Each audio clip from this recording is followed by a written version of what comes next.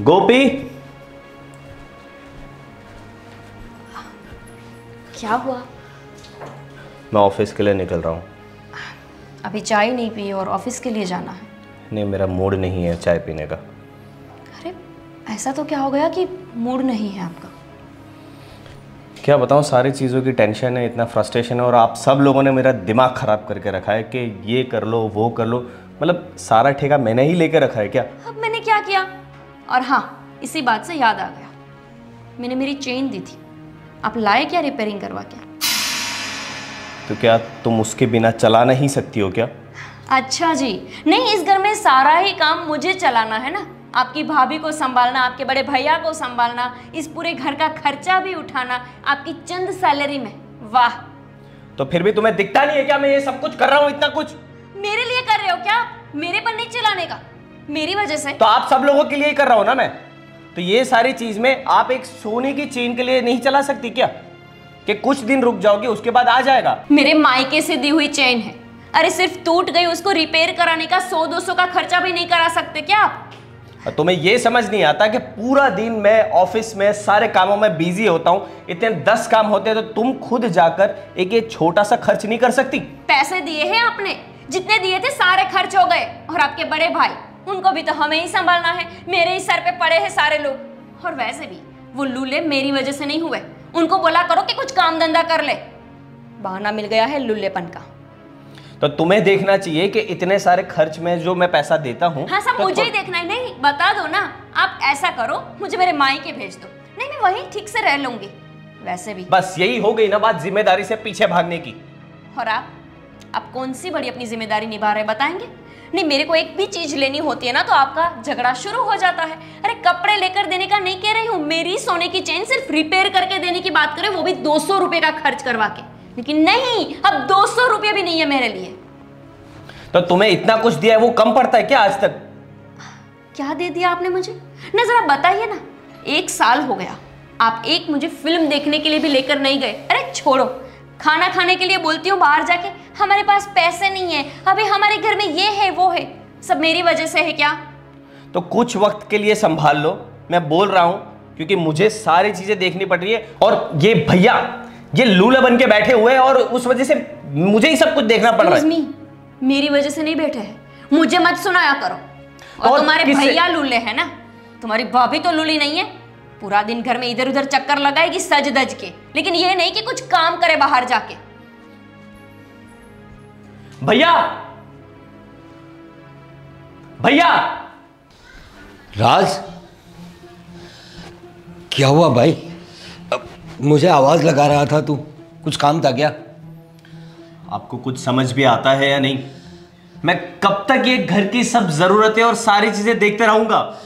आपकी वजह से और भाभी की वजह से, आपको पता भी है मेरी और मेरी बीवी के बीच में झगड़े चल रहे हैं। वो हर छोटी चीज पे मेरे ऊपर डालती है कि आपने ये नहीं किया, आप मुझे मूवी लेके नहीं जाते, आपने मेरी सोने की चेन ठीक नहीं कराई, हर एक चीज का इल्जाम मुझ पे डालती है वो। देखो राज, तुम्हें तो पता है मेरी पैर की हालत क्या है। मैं काम करना चाहता हूँ, मुझे पता है कि मेरे पैरों में अभी भी ताकत आ जाएगी, लेकिन क्या करूँ मैं? मुझे ऐसे कोई काम नहीं दे रहा है। मुझे अस्पताल से छुटकारा मिल जाए ना तो मैं तुम पे बोझ नहीं बनना चाहता खुद ही। देखो भैया, ये सब बहाने हैं। कई लोग आज ऐसे भी हैं जो चल भी नहीं सकते फिर भी काम करते हैं। आपने कितनी पढ़ाई की है? तुम्हें तो पता है मैंने ग्रेजुएशन कंप्लीट किया है। तो ग्रेजुएशन कंप्लीट किया है तो आजकल कॉर्पोरेट ऑफिस में वर्क फ्रॉम होम भी मिलता है, आप वो भी कर सकते हैं। लेकिन नहीं, ये सब सिर्फ बहाने हैं, आपको बच के निकलना है सारी चीजों से। तुम समझ नहीं रहे हो राज, मुझे करना है काम, मैं खुद बोल रहा हूँ मुझे काम करना है, लेकिन ऐसा कोई काम मुझे मिल नहीं रहा है। अगर तुम्हारी कोई पहचान में हो तो बताना, मैं करने के लिए। यानी अब वो भी मुझे ढूंढना पड़ेगा? आप और भाभी जाके, भाभी तो चल सकती है, आप भाभी को भेजिए, वो कहीं ना कहीं से जाके किसी से कांटेक्ट लेकर आएगी ताकि आपको कुछ काम मिले। अरे तू कॉर्पोरेट ऑफिसों में काम करता है भाई, तो तेरे कांटेक्ट ज्यादा होगा ना, तेरी भाभी कहाँ कहाँ भटकेगी। ये तो वही चीज होगी कि आपके लिए सिफारिश भी मैं ही दूं। देखो मेरी बात सुन लो तुम, मैं नहीं चाहता कि तुम इन परेशानियों में रहो, मैं तो काम करना चाहता हूँ। एक काम करना, तू कोई अच्छा सा अस्पताल देख मेरे लिए, मेरे पैरों के लिए तू थोड़ा एडजस्ट कर। एक बार मेरा पैर अच्छा हो जाए ना, तुझे कोई शिकायत नहीं होगी। अब मुझे नहीं लगता ये चीज आपको देखनी चाहिए, अस्पताल हो या जॉब। लेकिन अब मेरे पास वक्त नहीं है, मैं भी ऑफिस के लिए लेट हो रहा हूँ, वरना मेरा हाफ डे काउंट हो जाएगा। अरे अरे देखो मेरी बात सुनो, देखो मैं तुम पे बोझ नहीं बनना चाहता। राज, राज, अब क्या समझाऊं मेरे भाई को। जब तक मेरा पैर अच्छा था, नौकरी चलती थी, अच्छे पैसे आते थे, तब सबको अच्छा लगता था। इसे भी तो इतनी अच्छी तरीके से पाला है मैंने माँ और बाबूजी के जाने के बाद। फिर भी पता नहीं ऐसा क्यों कर रहा है। ऐसा नहीं था मेरा भाई। लगता है उसकी पत्नी के साथ ही उसके कुछ, क्या बताऊं।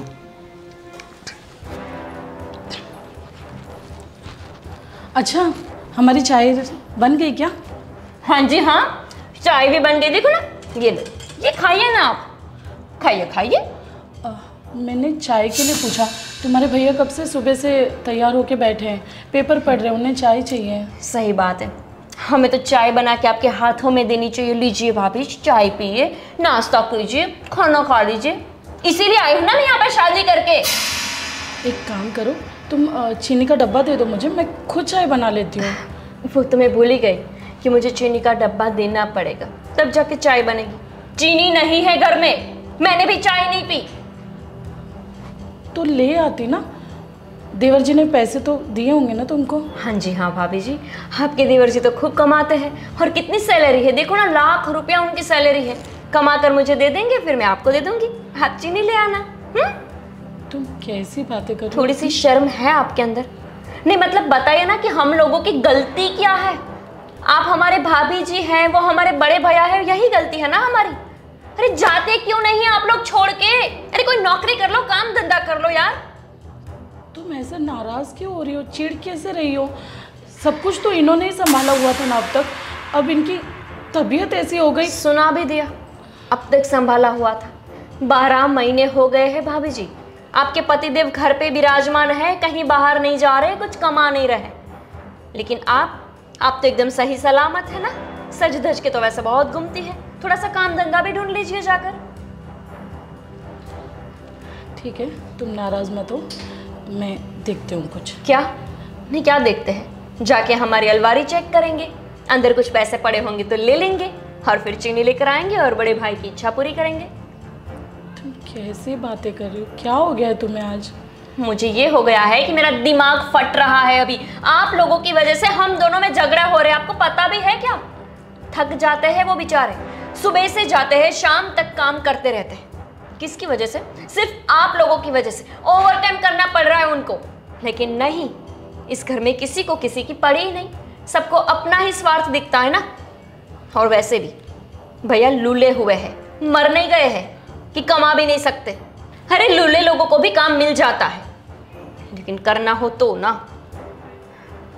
अब जाइए, मेरा मुंह देख के क्या खड़े हैं यहाँ पे?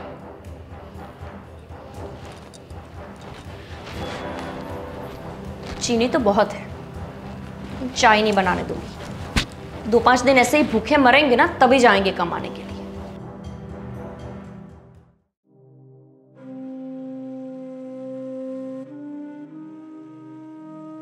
क्या हुआ?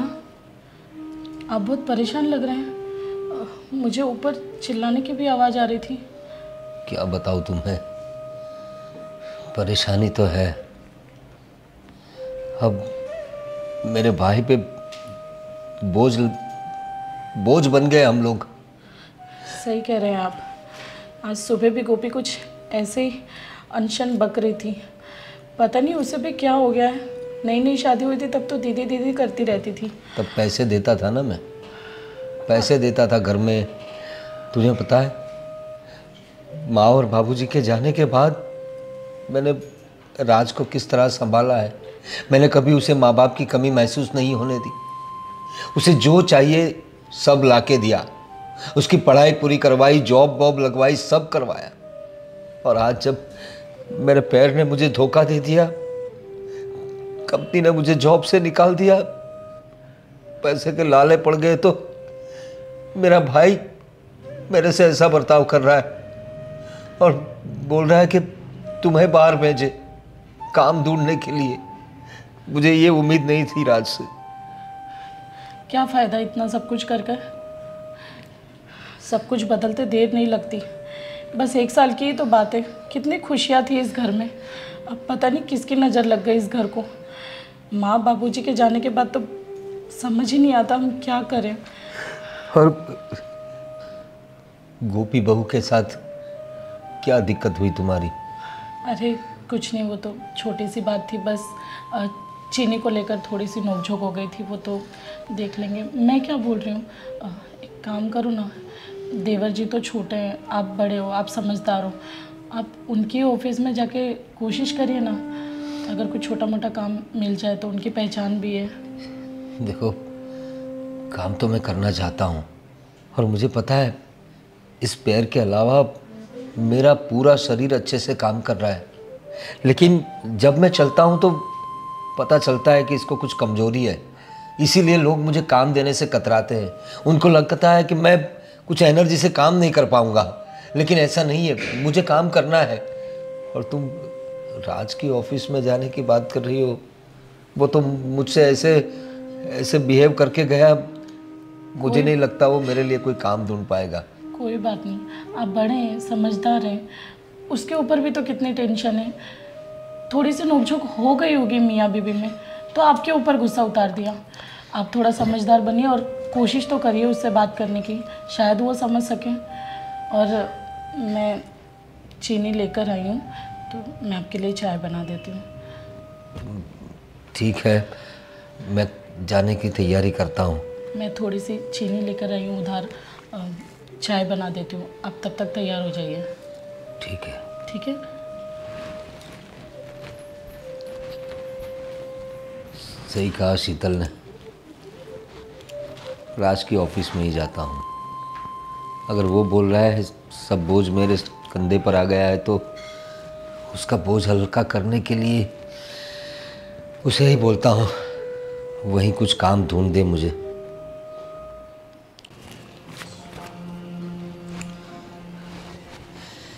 राज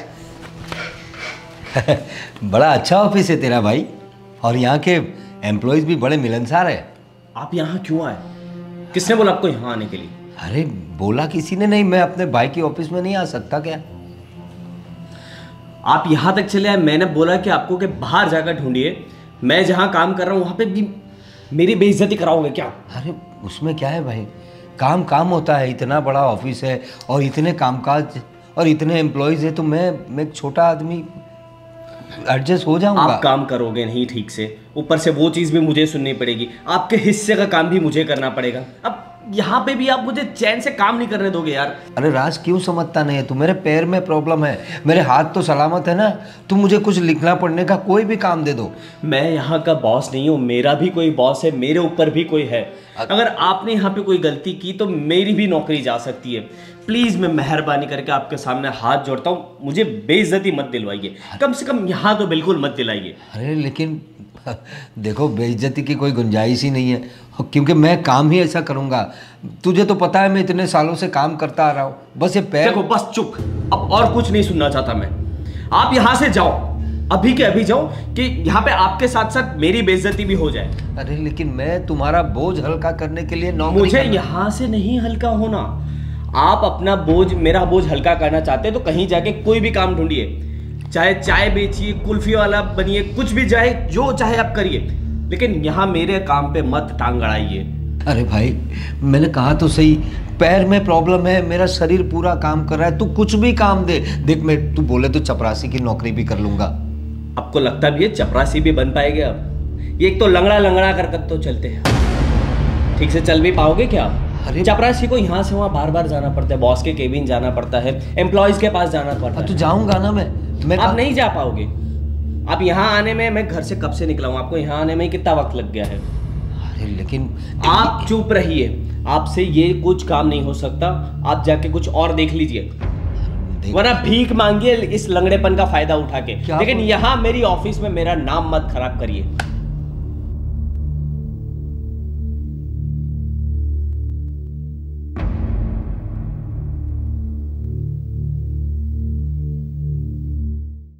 मेकअप का सारा सामान खत्म होने को आया।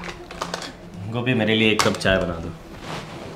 क्या ऑर्डर तो ऐसे कर रहे हो जैसे घरवाली को नहीं नौकरानी को बोल रहे।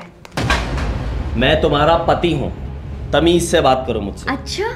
अच्छा वो बता दिया कि आप मेरे पति हैं, मैं तो भूल गई थी।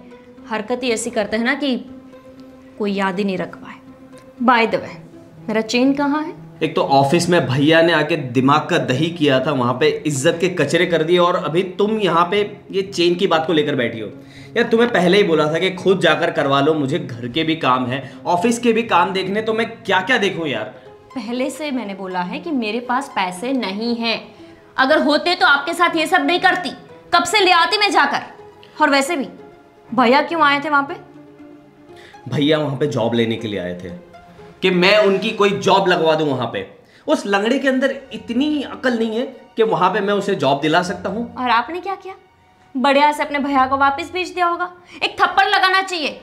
पता नहीं दिमाग का दही कर दिया इस आदमी ने। अरे उनको समझ नहीं आती है क्या कि उनके पास इतनी औकात नहीं है कि वो आपकी कंपनी में लग सके। वहां पर क्यों आए थे? अगर वो जॉब भी चली गई तो फिर कौन देगा ये सैलरी?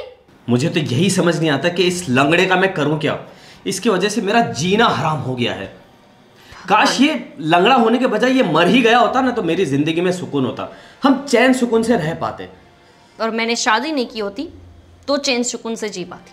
अब तुम मुझ पे क्यों ब्लेम कर रहे हो ये इन सारी बातों का? अरे तुम्हारे भैया है, मेरे थोड़ी। अगर मेरे भैया लंगड़े हो जाते और यहाँ पर आते तो क्या तुम रखते उसको? नहीं, एक दिन भी नहीं। और मैं इनको 12 महीने से झेल रही हूँ। एक तुम्हारे बड़े भैया और तुम्हारी बड़ी भाभी, दिमाग खराब करके रखा है। सच में दोनों ने दिमाग खराब करके रखा है। अब सीधी सी बात सुन लीजिए, या तो इन लोगों को घर से निकालिए या फिर मुझे निकाल दीजिए। मैं नहीं बर्दाश्त कर पाऊंगी आगे, बहुत हो गया इन लोगों का। नहीं गोपी, आई एम सॉरी। मैंने अब तक सारी तुम्हारे लिए चीज़ें जो करनी चाहिए थी वो नहीं कर पाया इन लोगों के बोझ की वजह से। लेकिन हमें जल्द से जल्द कुछ करना चाहिए और इन लोगों को यहाँ से बाहर फेंकना चाहिए। कब? मेरे जाने के बाद?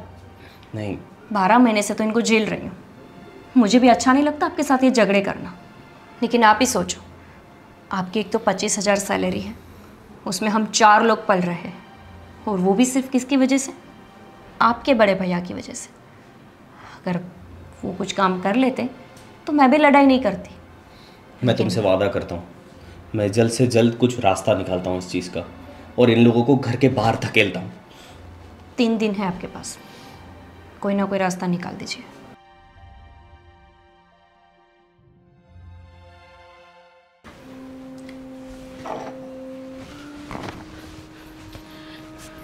सुनिए जी। हाँ शीतल, क्या हुआ? क्यों इतनी परेशान लग रही हो?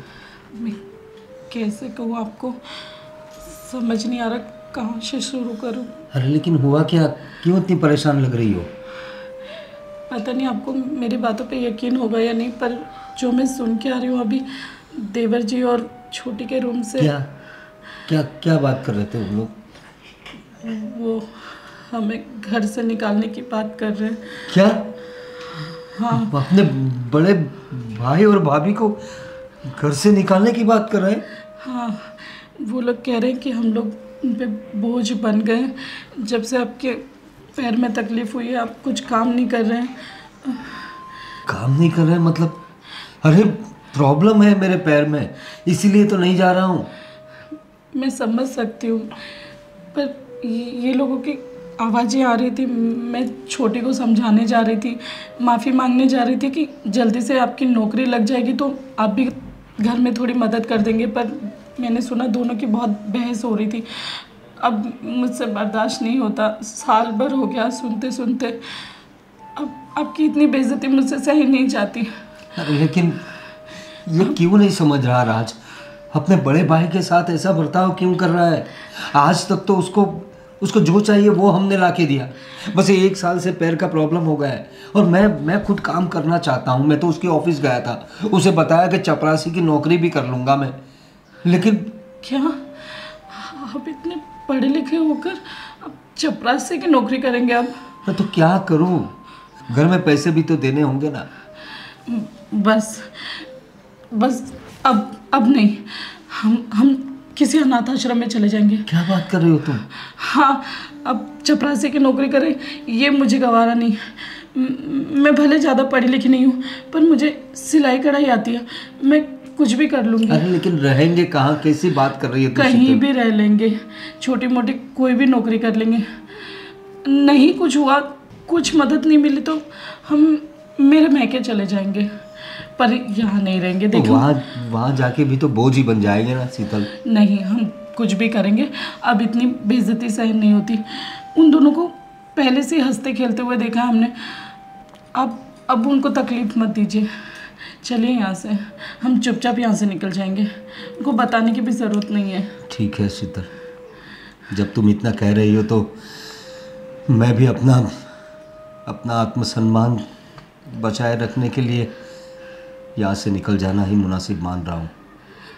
चलो, इस घर में रहना हमारे लिए ठीक नहीं है।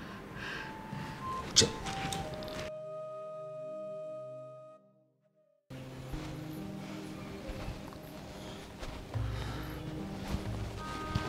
कहाँ जा रहे हो आप लोग? हम लोग तुम पे बोझ नहीं बनना चाहते, इसलिए घर छोड़ के जा रहे हैं। बड़ा ही सही फैसला लिया आपने, लेकिन कहीं भी जाके मेरी इज्जत की धज्जियां मत उड़ाना आप दोनों। शर्म नहीं आती तुम्हें अपने बड़े भाई से ऐसी बात करते हुए? बड़े भाई ने कुछ बड़े भाई की तरह कहलाने के लिए लायक रखा है? राज, तुम्हें पता नहीं है, बचपन से लेकर आज तक तुम्हें किस तरह से पाला है। माँ और बाबूजी के जाने के बाद मैं ही तुम्हारा माँ बाप था और मैंने ही तुम्हें पढ़ाया लिखाया। तो आपने एहसान नहीं किया इस चीजों का, तो मैंने भी वो एहसान पूरा किया है। आपने अपना फर्ज निभाया, मैंने भी अपना फर्ज निभाया। अब आप अपनी जिंदगी में खुश रहो, दुखी रहो, ये सब आपका लुकआउट है, मेरा नहीं। हम वही कह रहे हैं, तुम्हें हम बोझ लग रहे हैं ना, तो हम कहीं भी जाए, कुछ भी करे, मर जाए जिंदा रहे, कुछ भी हो, तो तुम्हें ये कहने की जरूरत नहीं कि कहीं जाके तुम्हारी इज्जत की धज्जियां ना उड़ाए। हम क्या करेंगे क्या नहीं करेंगे। अभी ज्यादा बातें बनाने से कोई मतलब नहीं है। आप लोग ने अपना रास्ता तय किया है तो चुपचाप यहाँ से निकल जाइए। ठीक है भाई, इसी में भलाई है। ठीक है भाई, हम तो निकल रहे हैं, लेकिन एक बात याद रखना और ध्यान रखना, ऊपर वाले की लाठी में आवाज नहीं होती। कहीं ऐसा ना हो कि तुम्हारी आने वाली संतान भी तुम्हारी तरह ही निकले। और जिस तरह से तुमने हमें बेइज्जत करके इस घर से निकाला है ना, कहीं तुम्हारे बच्चे भी तुम्हारे साथ ऐसा बिहेव ना करे। कहीं भगवान तुम्हें ऐसे बच्चे ना दे जो तुम्हें पूछे ही ना। और इससे पहले मेरा हाथ उठ जाए, आप अपने पति को लेकर यहाँ से निकल जाइए। बस करिए, दफा हो जाओ यहाँ से। इन्हें तो शर्म नहीं, हमें तो रखनी पड़ेगी ना। चलिए, जब जाना ही है तो झगड़ा क्यों करना। दिखाएगा ऊपर वाला, तुम्हें सब दिखाएगा।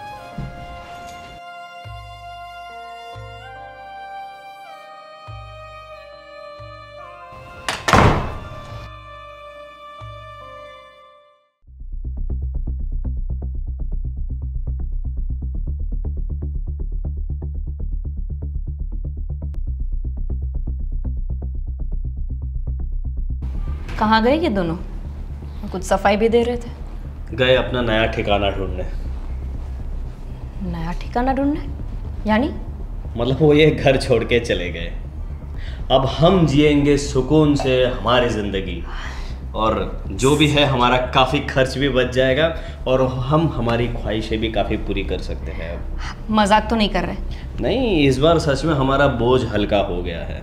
आखिरकार भगवान ने मेरी सुनी ली सच में। लेकिन कहाँ जाएंगे, कहाँ रहेंगे, कुछ बताया है क्या? हमें क्या, कहीं भी जाए। और जाते जाते क्या क्या बातें कर रहे थे, कुछ फिल्मी डायलॉग्स बोल रहे थे कि भगवान की लाठी में आवाज नहीं होती। अरे उनका तो हमेशा यही है, बस कुछ ना कुछ सुनाते रहेंगे। और खास करके उनकी वो मेलोड्रामा बीवी, वो तो जब देखो तब आके रोती रहती थी। थैंक गॉड अब इस घर में कोई रोने वाला तो नहीं। बोल रहे थे कि ऐसा ना हो कि भगवान करके आगे कभी तुम्हारी औलाद हो और तुम्हारी ऐसी हालत होने पे तुम्हें बाहर निकाल दे करके, बोझ समझकर। क्या?